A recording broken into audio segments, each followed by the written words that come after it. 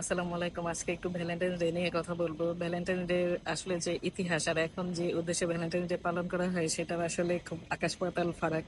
তো যাই হোক, বিস্তারিত ইতিহাসে না যাই, কিন্তু আমি একটা জিনিস মানে আমার যে বিশ্বাস সেটা একটু আপনাদের সাথে শেয়ার করতে চাই।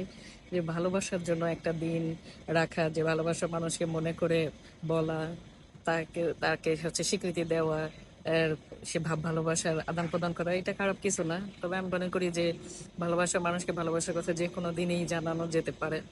এখন ভালোবাসা বলতে আমি আসলে এই সম্পর্ক হালাল না হারাম সেই দিকে যাচ্ছি না, সেই দিকে মতামত দেওয়ার মতো হচ্ছে এক্সপার্টিস আমার হয়তো নাই।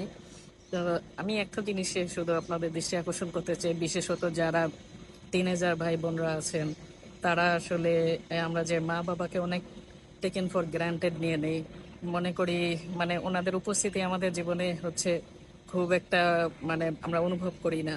কিন্তু যখন তারা আমাদের লাইফ থেকে অনুপস্থিত হয়ে যায় তখন হচ্ছে তাদের যে অনুপস্থিতি সেটা কিন্তু আমরা হারে হারে টের পাই। তো এখন যারা টিনেজার আছে, যাদের মা বাবা আছে, তারা যদি আজকের দিনে একটু নিজের মা বাবাকে একবার একটু প্রকাশ করে বলে যে তারা আসলে মা বাবাকে ভালোবাসে, তাহলে আমার মনে হয় যে খুব ভালো হয়।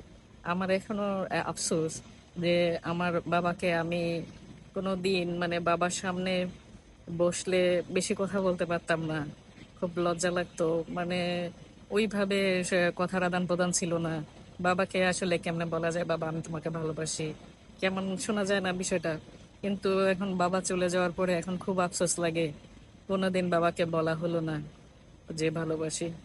তো যাই হোক, এটা টিনেজারদের, যাদের এখনো টিনেজার বা বড় যারাই হোক না কেন, যাদের এখনো মা বাবা আছে, আমার মনে হয় যে এই মূল্যটা একটু বুঝতে শিখেন।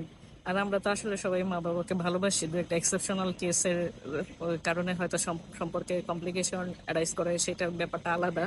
কিন্তু যারা এখন পর্যন্ত সুস্থ স্বাভাবিক সহি সালামতে যারা মা বাবাকে নিয়ে আছেন, আপনাদের মনের ভালোবাসাটা তাদের জন্য প্রকাশ করুন। এই ভালোবাসা দিবসে এটা আপনাদের কাছে আমার একটা আহ্বান থাকবে।